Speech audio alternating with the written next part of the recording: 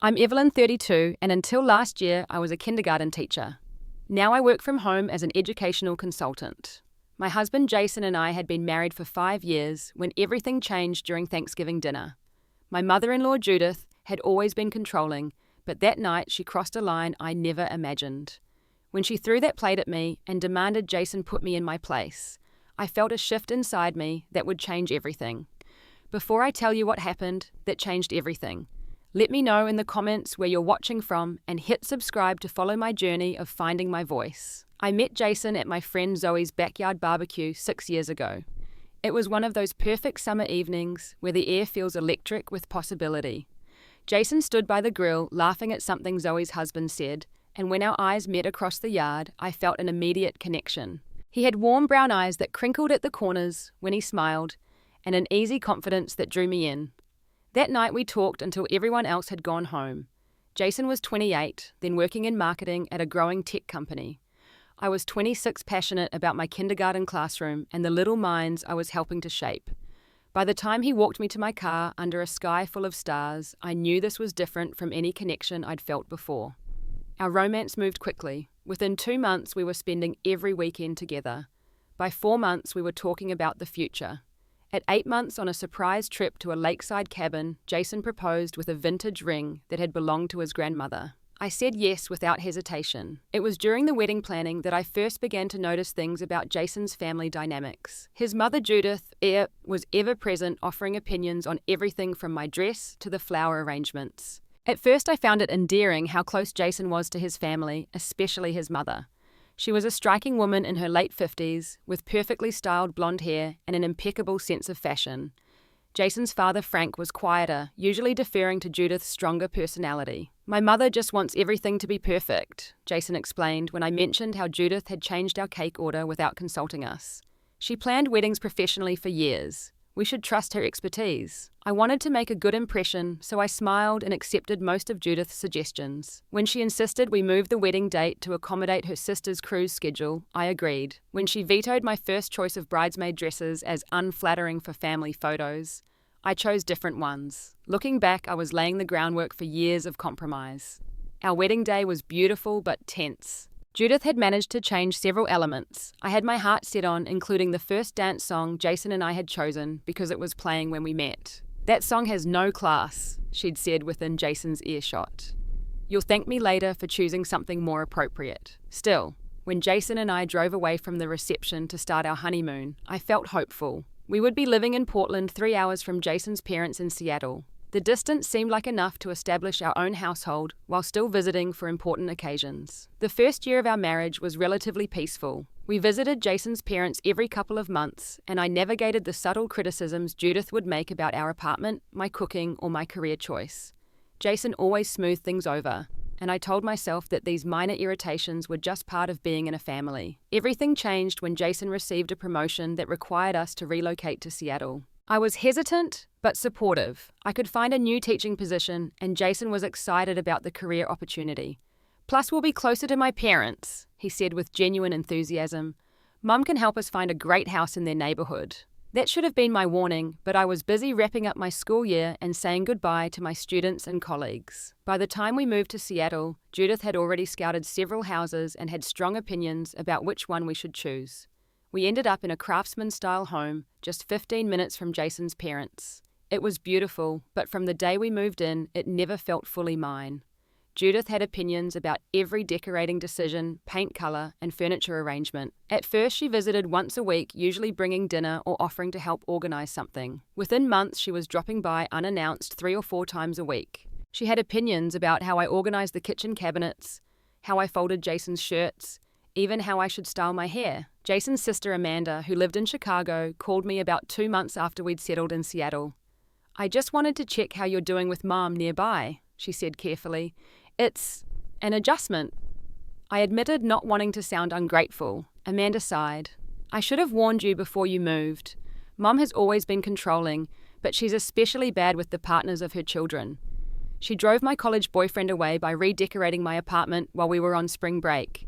And she was relentless with Jason's ex, Taylor. That was the first time I'd heard Jason had a serious girlfriend before me. When I asked him about it later, he was evasive.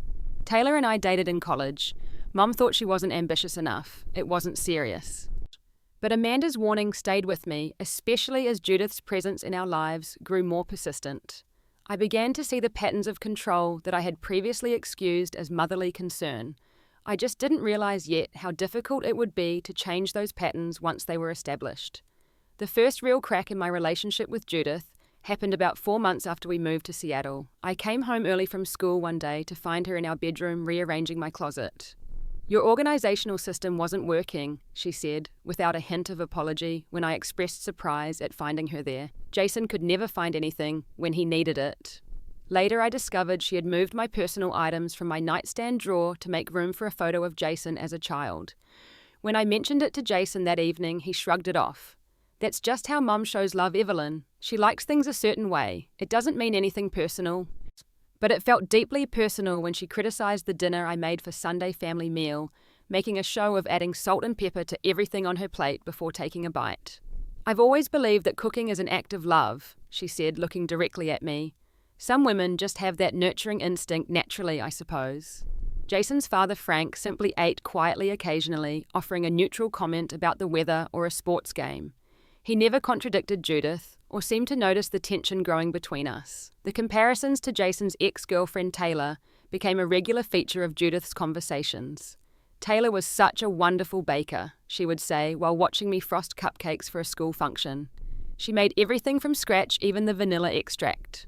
Or "Taylor had such a knack for keeping a house tidy. Some women just have that gift." I started to dread family gatherings. Each one became an exercise in restraint, as I bit my tongue through Judith's subtle digs and backhanded compliments. The situation reached a new level when I discovered Judith had a key to our house. I came home from school one day to find a vase of flowers moved from the entryway table to the dining room. Nothing else seemed disturbed, but I had a strange feeling. When Jason got home, I asked if he'd been back during the day. "No, but Mom texted that she dropped off some of that jam you liked from the farmer's market. She was in our house when we weren't home." I tried to keep my voice even. "She has a key for emergencies," Jason said, as if this was completely normal.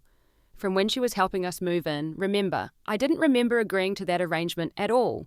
That night we had our first serious argument about his mother's role in our lives. "She's overstepping, Jason. We need boundaries." "You're overreacting. She's just trying to be helpful."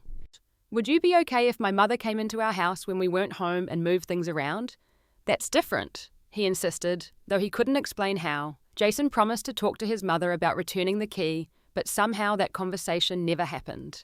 Instead, I started noticing more small changes around the house when neither of us was home. A rearranged bookshelf, different hand towels in the guest bathroom.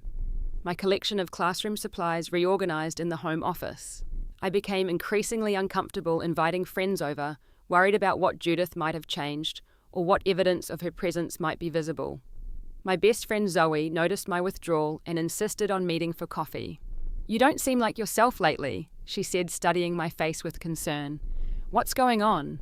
When I explained the situation with Judith, Zoe was adamant. "That's not normal, Evelyn. You need to stand firm about boundaries or this will only get worse." I knew she was right, but when I tried to discuss it with Jason again, he became defensive. "You knew how close I was with my family when you married me. Now you're trying to come between us." "I'm not trying to come between anyone. I just want our home to be our space." "You're being selfish," he said, ending the conversation by walking out of the room. That night, lying awake beside Jason, I realized how quickly my life had changed. I had gone from being an independent, confident teacher to someone who felt anxious in her own home. I loved Jason deeply, but I was beginning to see that our marriage came with complications I hadn't fully understood when I said yes to his proposal. As our second year in Seattle began, Judith's focus shifted to a new topic: grandchildren. What had started as occasional hints became a constant refrain. At every family dinner, she found a way to bring up the subject of when Jason and I would start a family. "I was already pregnant with Jason at your age," she told me on my 31st birthday. "Women today wait too long and then they have problems." I had always wanted children, but Jason and I had agreed to wait until we were more settled in Seattle. I had just accepted a position at a new school with more responsibility, and Jason was thriving in his role at work. The timing didn't feel right yet. Judith, however, had other ideas. One Tuesday afternoon, my phone rang with an unknown number. "Is this Mrs. Evelyn Montgomery?" a cheerful receptionist asked. Yes, this is she. I'm calling to confirm your appointment with Dr. Greenfield tomorrow at 2 p.m. for your fertility consultation. I was speechless for a moment. I think there's been a mistake. I don't have an appointment with Dr. Greenfield. Oh, it was scheduled by Judith Montgomery. She said she was your mother-in-law and that you'd asked her to set it up for you. That evening, I confronted Judith at their house with Jason present. I wanted to remain calm and reasonable. Judith, I appreciate your concern, but scheduling medical appointments for me crosses a line. She looked at me with wide, innocent eyes. I was only trying to help. You mentioned wanting children someday, and Dr. Greenfield has a 6-month waiting list. I pulled strings to get you in. But we never discussed this. This is a private decision between Jason and me. Jason wants children, she said firmly, looking at her son. Don't you, honey? Jason shifted uncomfortably. Well, yes, someday, but Mom, you should have asked before making appointments. It was the closest he'd come to criticizing his mother, and I felt a momentary surge of hope that he was finally seeing the situation clearly. That hope was short-lived. Later that night, Jason suggested maybe we should keep the appointment just to get some information. That's not the point, I tried to explain. The issue is your mother making decisions about my body and our life without consulting us. The argument that followed left both of us frustrated and angry. Jason slept in the guest room that night, and the fertility appointment went unattended. My career became another source of tension. I had been recognized for developing an innovative reading program at my school, and the principal had asked me to present it at an educational conference. When I shared this news at Sunday dinner, Judith's response was immediate. Is that really the best use of your time, especially if you're planning to start a family soon? Children need their mother at home. I looked to Jason for support, but he was focused on his plate. Frank offered a quiet, "Congratulations," before Judith changed the subject. Later, as I helped clear the table, I overheard Judith talking to her friend on the phone in the kitchen. Yes, Jason is doing wonderfully at work. His wife, well, she's still teaching. I know I always thought he would end up with someone more like Taylor. Someone who understood the importance of family. This one is always focused on her career. She's just not good enough for him, if you ask me. I stood frozen in the hallway, the stack of plates in my hands suddenly heavy. I had suspected Judith didn't approve of me, but hearing her say it so plainly was still shocking. On my 32nd birthday, Judith gave me a book titled Slim Down for Conception: The Fertility Diet. The card read, "Thought this might help with your journey to motherhood. Every little bit helps." I was a size 10, perfectly healthy, according to my doctor, and not actively trying to conceive. Jason saw nothing wrong with the gift. Mom's just trying to be supportive in her own way. The incidents continued to escalate. One Saturday, I came home from grocery shopping to find Judith going through my desk drawers in the home office. "I was looking for stamps," she said without a hint of embarrassment. "Jason said you keep them in here somewhere." But the drawer she was searching contained my personal journal and financial documents, not office supplies. As tensions grew at home, Jason started staying late at work more frequently. Big project. He would text, but I suspected he was avoiding the conflict between his mother and me. Family gatherings became a source of anxiety for me. I would develop headaches before Sunday dinners, my stomach in knots, as I prepared to navigate another evening of subtle criticisms and boundary violations. One Sunday, I arrived at Judith's to find her redecorating her living room. Among the discarded items was a small, worn recipe book. "Is that my grandmother's recipe book?" I asked, picking up the tattered collection I had loaned to Judith when she had expressed interest in my family's cranberry pie recipe. Oh, that old thing I was clearing out clutter. It was just taking up space in my kitchen drawer. The book contained handwritten recipes from my late grandmother, one of the few keepsakes I had from her. I had treasured it, and Judith had casually tossed it aside like trash. "This isn't clutter," I said, my voice shaking. "This is a family heirloom I loaned to you. It's irreplaceable. Don't be so dramatic." Judith dismissed me with a wave. "It's just some old recipes. I took photos of the ones worth keeping." Something in me snapped. Years of accumulated frustration poured out as I told Judith exactly how her actions made me feel. How she had been undermining me, invading my privacy, and disrespecting my boundaries since the day Jason and I got married. By the time I finished speaking, Judith was in tears, not from remorse, but from perceived victimhood. When Jason arrived, he found his mother crying and me standing firm. "What did you do?" he demanded immediately, going to comfort Judith. "She attacked me," Judith sobbed into her son's shoulder. All because of an old book I was cleaning up. No matter how I tried to explain, Jason couldn't see beyond his crying mother. On the drive home, he accused me of overreacting and disrespecting his family. "You don't understand how families are supposed to work," he said. "In a real family, you don't keep score or hold grudges." I stared out the window at the passing streetlights, wondering when my marriage had become a competition I could never win. As November approached, Judith began making plans for Thanksgiving dinner.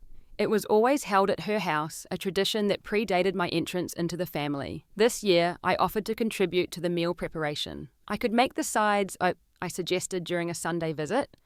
"Or maybe the desserts." Judith's smile was tight. "That's sweet, dear, but I have my system. The kitchen gets so crowded. Best to leave it to me." Despite her refusal, I decided I would bring something anyway. My family's traditional cranberry pie felt like a small way to include my heritage in the holiday. I didn't mention it to Judith, planning to simply arrive with the pie as a surprise contribution. The week of Thanksgiving was tense. Jason and I had been arguing more frequently, usually about his mother's involvement in our lives. He had started sleeping in the guest room several nights a week, claiming my attitude was making it difficult for him to rest. I felt increasingly isolated in my own home and marriage. When Thanksgiving Day arrived, I put extra effort into my appearance. I wore a burgundy dress that complemented my brown hair and applied makeup carefully. The cranberry pie had turned out beautifully, just like my grandmother used to make. "Ready?" Jason asked from the doorway of our bedroom. His tone was neutral, our recent arguments creating a distance between us. "Yes," I said, picking up the pie carrier. "I made cranberry pie." Jason frowned. "Mum's making pumpkin and pecan. She always does." "This is my grandmother's recipe. I thought it would be nice to share part of my family tradition too." He looked like he wanted to argue, but checked his watch instead.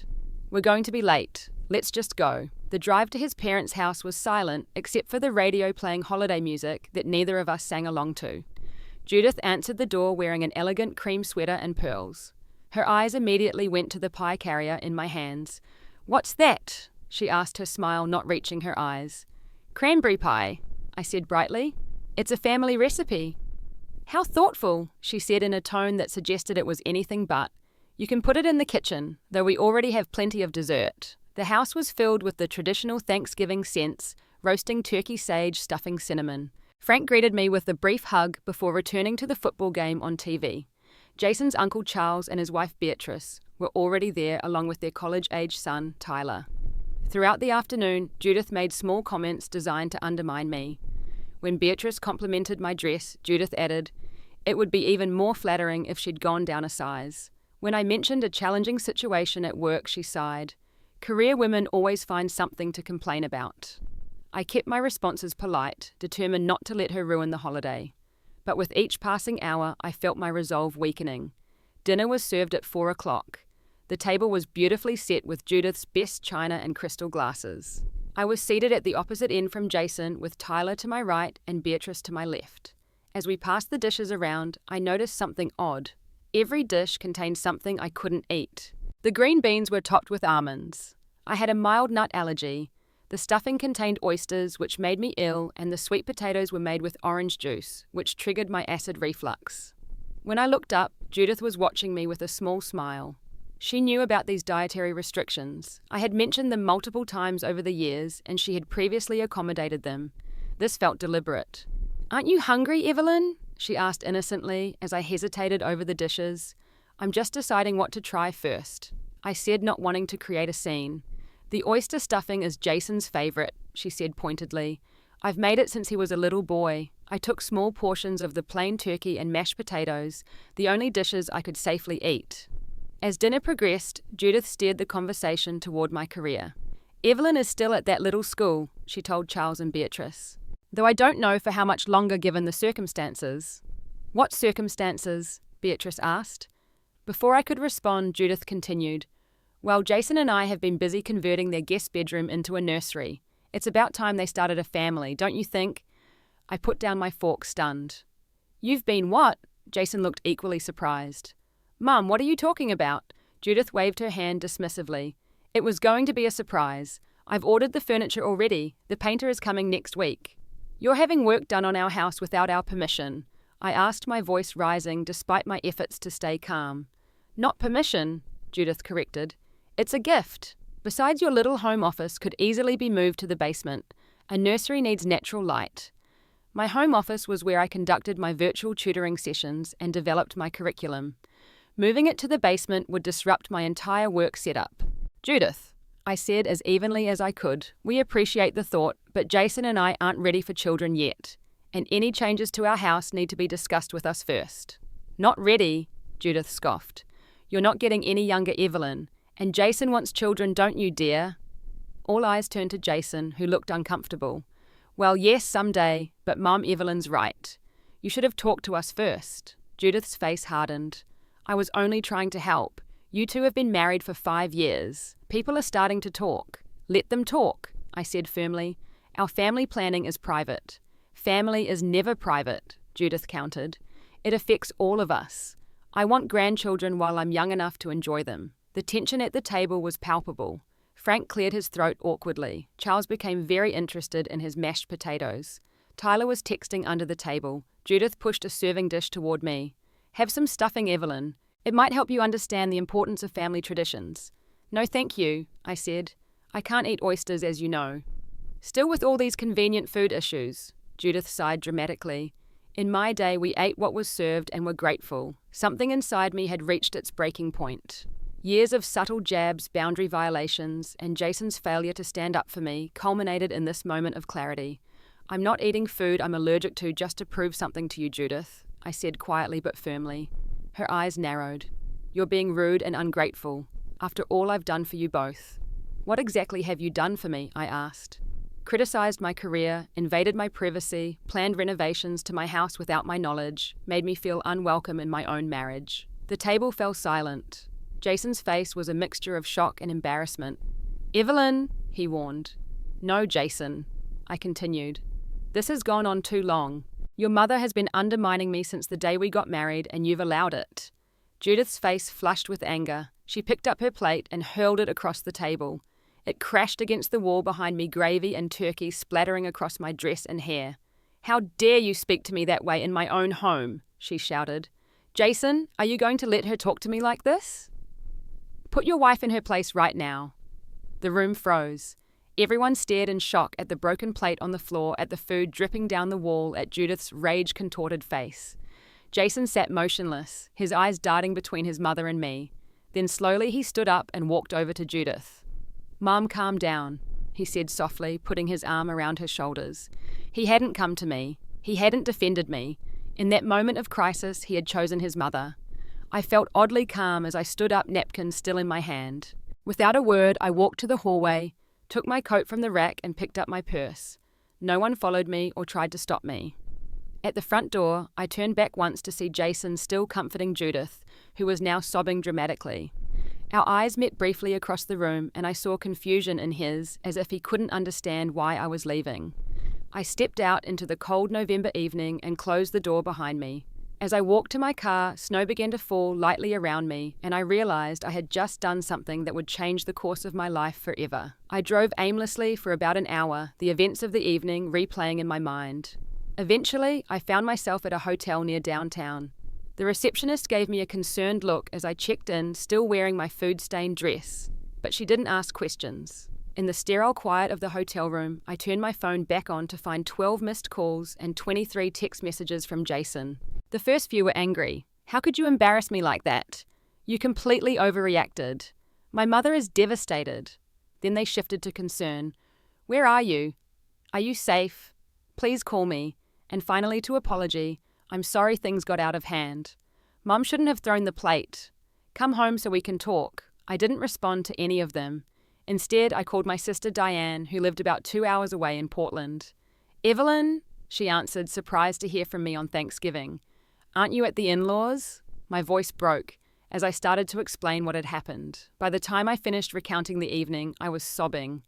I'm coming to get you, Diane said immediately. Text me the hotel address. I'll be there as soon as I can. While waiting for Diane, I showered, washing away the remnants of gravy and cranberry sauce from my hair. I changed into the basic toiletry kit the hotel provided. As I sat on the edge of the bed in the hotel bathrobe, I felt strangely liberated. Diane arrived around midnight, wrapping me in a fierce hug before even saying hello. You're staying with me, she insisted, for as long as you need. Over the next few days, Jason's calls became increasingly desperate. I finally answered on the third day, only to hear him begin with, "Mum wants to talk this through with you." "No," I said firmly. "This isn't about your mother anymore. This is about us, about the fact that when she threw a plate at me and demanded you put me in my place, you went to comfort her instead of checking if I was okay. She was upset," Jason defended. "You said some harsh things." "I stated facts, Jason. Facts about how she's treated me for years while you looked the other way." He was silent for a moment. "I think we both need to apologize to her." That was when I knew, no matter what happened, Jason would never fully stand up to his mother. He would always expect me to be the one to bend to apologize to accommodate. "I'm not coming home right now," I told him. "I need some space to think." The space to think turned into weeks. Diane helped me find a therapist, Dr. Meredith Carter, who specialized in family dynamics and emotional abuse. In our first session, she helped me see the patterns that had developed in my marriage. "What you're describing contains elements of emotional abuse," she said gently. "The isolation from friends, the criticism, the boundary violations, and particularly your husband's failure to support you against his mother's behavior." I hadn't thought of it as abuse before, but as Dr. Carter helped me unpack the last 5 years, I began to see how Judith's behavior, enabled by Jason, had slowly eroded my sense of self and agency. After 2 weeks at Diane's, Jason showed up unannounced with flowers and apologies. "I miss you," he said, standing awkwardly in Diane's living room. "Please come home." "Have you talked to your mother about what happened?" I asked. "She feels terrible about the plate," he said, avoiding my eyes. "She was just upset because you questioned her motives."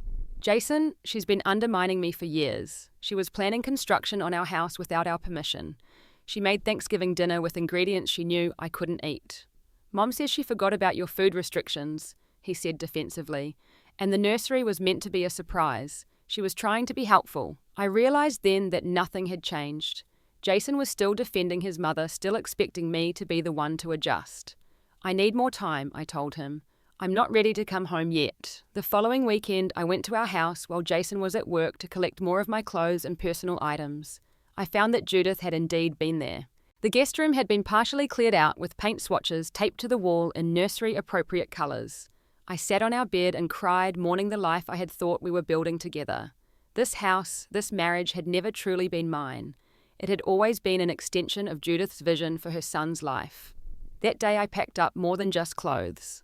I took my important documents, keepsakes, and enough personal items to suggest a longer absence.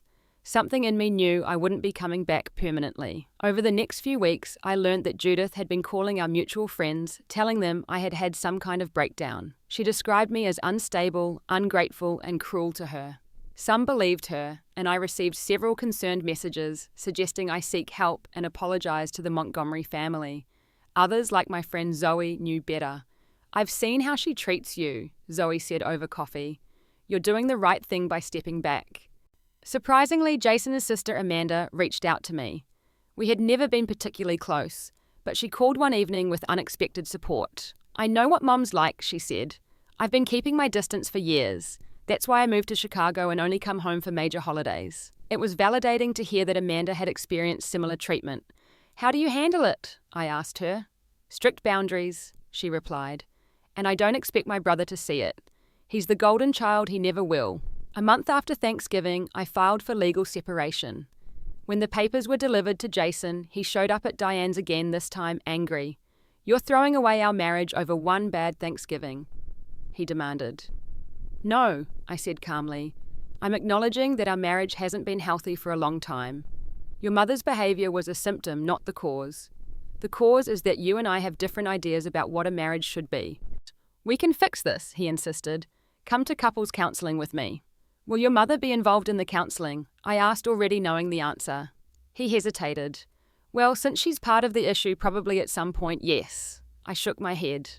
"That's your answer right there, Jason. You still don't see that this is about us, not her." By Christmas, I had found a small apartment of my own. It was the first time in my adult life I had spent the holidays without a partner, but Diane, Zoe, and a few loyal friends made sure I wasn't alone. We had a small celebration at my new place, and I was surprised to find myself laughing genuinely for the first time in months. In January, Jason made one final attempt at reconciliation, showing up at my apartment with our wedding album. "Remember how happy we were?" he asked, flipping through the pages. "We can be that happy again." 시대자의 아시안티산 I looked at the photos at my younger, more naive self, smiling hopefully at a future I couldn't see clearly. I was happy, I admitted, but I was also blind to things I can't unsee now. Mom has agreed to see a therapist, he offered, clearly thinking this would solve everything. I'm glad for her, I said sincerely. But that doesn't change the fact that when she threw a plate at me and told you to put me in my place, you chose her. You'll always choose her, Jason, and I deserve someone who chooses me. He left that day looking defeated, and I felt the last thread connecting us finally break. It was painful, but also freeing, like setting down a heavy burden I'd been carrying for too long. The first months of separation were a mixture of grief and liberation. I mourned the end of my marriage and the future I had imagined with Jason, but I also began to rediscover parts of myself that had been suppressed during our years together. I joined a support group for women dealing with toxic family dynamics, which met weekly at a community centre downtown. There I met Gloria, a woman in her 60s, who had divorced her husband 30 years earlier after decades of similar in-law problems. My only regret, Gloria told me during our coffee after one meeting, is that I waited 20 years to leave. You're doing this at 32. You have your whole life ahead of you. Her words stayed with me, reinforcing that I had made the right decision despite the pain it caused. With Dr. Carter's guidance, I began expanding my educational consulting business, taking on more clients, and developing specialized curricula for children with learning differences. The work was fulfilling and gave me a sense of purpose during a time when my personal life felt unmoored. I also started reconnecting with friends. Judith had subtly disapproved of, like my college roommate Heather, who had multiple tattoos and an unconventional career as a travel photographer. Having these people back in my life reminded me of who I had been before my identity became entangled with the Montgomery family expectations. 3 months into our separation, Jason served me with divorce papers. The reason cited was irreconcilable differences. I had suggested couples counselling without Judith's involvement, but he had refused, saying his mother was part of the family and couldn't be excluded from the healing process. Signing those papers in my lawyer's office was both heartbreaking and liberating. 5 years of marriage reduced to signatures on legal documents. But as I walked out of the building, I felt lighter, as if I had finally put down a burden I had been carrying for too long. I hadn't seen Judith since that fateful Thanksgiving, but about 4 months after moving out, I ran into her at the grocery store. I was examining avocados when I heard her familiar voice behind me. Well, if it isn't the woman who abandoned my son. I turned to see Judith standing there, her shopping cart positioned to block the aisle. She looked thinner, her usually perfect appearance slightly disheveled. "Hello, Judith," I said calmly, proud of how steady my voice remained despite my racing heart. "I hope you're satisfied," she continued, her voice rising slightly. "Jason is miserable without you." Several shoppers glanced our way, and I realized she was trying to create a scene to embarrass me publicly, as she had done so many times before. Instead of engaging, I smiled politely. "I wish Jason well, Judith. I truly do, and I hope you find peace too." Her face flushed with anger at my calm response. She had expected me to either crumble or fight back, not to respond with composed compassion. "You never deserved him," she hissed. "Perhaps not," I agreed.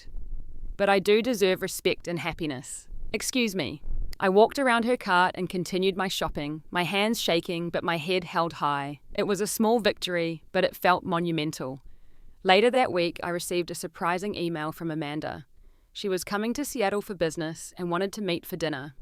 We met at a small Italian restaurant far from her parents' neighborhood. "I wanted to tell you something," she said after we ordered. "I've been pulling away from Mom too. After what happened with you, I started therapy and realized how much her behavior has affected my own relationships." It turned out that Amanda had been keeping her long-term girlfriend a secret from the family, fearing Judith's interference. "Seeing you stand up to her gave me courage," Amanda said. "Thank you for that. Knowing that my painful experience had helped someone else made it seem more meaningful, less like a personal failure." As spring turned to summer, I began cautiously dating again. Nothing serious, just coffee or dinner with men I met through friends or dating apps. I was careful to observe how they talked about their families, especially their mothers. One promising date ended abruptly when he mentioned that his mother still did his laundry at age 35. Another earned a second date when he spoke respectfully but realistically about setting boundaries with his parents. In June, I took a solo trip to Costa Rica, something I had wanted to do for years, but Judith had talked me out of calling it unsafe for a woman alone. I spent 2 weeks hiking through rainforests, learning to surf and meeting travelers from around the world. For the first time in years, I made decisions without considering anyone else's approval or disapproval. When I returned tanned and revitalized, I decided it was time for a more permanent change. With the help of a realtor, I found a small but charming bungalow in a neighborhood I loved. It needed some renovations, but I was excited by the prospect of creating a space that was entirely mine, decorated according to my taste alone. The day I closed on the house, I received a text from Jason. It was the first direct communication we'd had in months. "Heard you bought a house. Congratulations. I hope you're happy." It was simple but sincere, without the underlying current of guilt or manipulation that had characterized our last interactions. I replied with a simple thank you and felt a small measure of closure. As I painted my new living room a bright, cheerful yellow that Judith would have hated, I realized how much of myself I had compromised during my marriage. The colors I liked, the foods I enjoyed, the friends I valued, all had been judged and found wanting by Judith, with Jason's tacit approval. Now every decision I made was my own. Every boundary I set was respected. The friends who gathered for my housewarming party were people who genuinely cared for me, not those who had been deemed acceptable by someone else's standards. "You seem different," Zoe observed as we sat on my new porch swing after the other guests had left. "Stronger. I feel different," I admitted. "For the first time in years, I feel like myself again." The transformation wasn't complete, and there were still days when grief over my failed marriage would hit unexpectedly. But those moments became less frequent as I built a new life on my own terms. The woman who had walked out of Judith's house that Thanksgiving night had been broken, but she had also been brave. And that bravery had led me here to a place of growing strength and authentic happiness. 1 year after the plate-throwing incident, I found myself in a very different place than I could have imagined. The divorce had been finalized in the summer, and while the legal proceedings had been stressful, the outcome was clean. Jason and I had no children to consider in custody arrangements, and we had agreed to sell the house we had shared, dividing the proceeds. My weekly therapy sessions with Dr. Carter had evolved from crisis management to deeper healing work. We explored patterns from my childhood that had made me vulnerable to the dynamic with Judith, particularly my tendency to seek approval from authority figures. "You've made remarkable progress," Dr. Carter told me during a session in early November. "When you first came to me, you were questioning your own perceptions. Now you trust your instincts." It was true. The constant second-guessing that had characterized my years with Jason had diminished significantly. I had learned to recognize my own needs and boundaries and to express them clearly. My bungalow had become a true home, reflecting my personality in every corner. The kitchen, where I loved to bake, was painted a warm terracotta. The living room bookshelves were filled with novels Judith had dismissed as not intellectual enough. My home office was set up exactly as I wanted it, with plenty of natural light and space for my growing collection of educational resources. My consulting business had thrived, expanding to the point where I had hired 2 part-time assistants to help manage the workload. I specialized in developing personalized learning plans for children with diverse educational needs, work that was both challenging and deeply satisfying. About 6 months after the divorce, I had received an unexpected letter from Frank, Jason's father. It had arrived at my office address, suggesting he didn't want Judith to know about the communication. "I want to apologize for my role in what happened," he wrote in shaky handwriting. "I stood by for years while Judith treated you poorly, and I never spoke up. My silence was a form of complicity, and I am deeply sorry for the pain it caused you." The letter went on to explain that Frank had started therapy himself, recognizing patterns in his marriage that had damaged his relationships with both his children. He didn't ask for forgiveness or a response, just offered his sincere regret. I kept the letter, but never replied. It wasn't that I couldn't forgive Frank, but our relationship had always been defined by our connections to other people, rather than any direct bond between us. Still, his acknowledgement helped heal something in me that had been wounded by the collective family denial of Judith's behavior. Through Amanda, I learnt that Jason had also begun therapy, finally recognizing the unhealthy enmeshment with his mother. She reported that he was making progress, though slowly, in establishing boundaries with Judith. I was genuinely glad to hear it, holding no ill will toward the man I had once loved enough to marry. My own social life had expanded in ways I hadn't anticipated. The support group had introduced me to women who understood my experience intimately, some of whom had become close friends. My circle now included people of diverse backgrounds and perspectives, enriching my life with new ideas and experiences. In August, I had met William at a fundraiser for the literacy program I volunteered with. He was a widower in his early 40s with 2 teenage children, a high school English teacher with kind eyes and a quiet sense of humour. Our connection had developed slowly and carefully, both of us carrying past relationship experiences that made us cautious. William understood boundaries in a way Jason never had. When I explained my history with Judith, he listened without defensiveness or denial. My late wife's father was similar. He told me, we had to be very clear about limits. It wasn't easy, but it was necessary for our marriage. The first time I met his children, Lucy and Ethan, William prepared them thoughtfully, explaining that I was an important person in his life, but that there was no pressure for immediate bonding. It was such a contrast to the forced intimacy Judith had attempted to create, and it allowed natural connections to form at their own pace. As Thanksgiving approached again, I decided to create a new tradition. Instead of participating in a family gathering fraught with tension, I hosted a chosen family dinner at my home. Diane drove up from Portland, bringing her new boyfriend. Zoe and her husband came along with several friends from my support group, and William and his children. We ate at mismatched tables pushed together in my living room, everyone contributing a dish that held meaning for them. I made my grandmother's cranberry pie, which was enthusiastically received.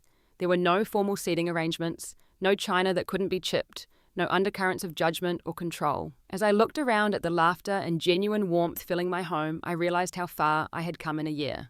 The woman who had walked out of Judith's house that night had been broken but brave. She had taken the first step toward reclaiming her life, not knowing where the path would lead. The journey hadn't been easy. There had been nights of doubt and grief, moments when the familiar, even if painful, had seemed preferable to the unknown. But step by step, I had rebuilt my sense of self-worth and created a life that reflected my true values. I had learned that putting someone in their place could mean something entirely different than what Judith had intended that night. It could mean recognizing your own worth and creating a place where you could thrive, surrounded by people who genuinely respected and supported you. The healing wasn't complete, and perhaps it never would be entirely. There were still triggers that could transport me momentarily back to that feeling of powerlessness.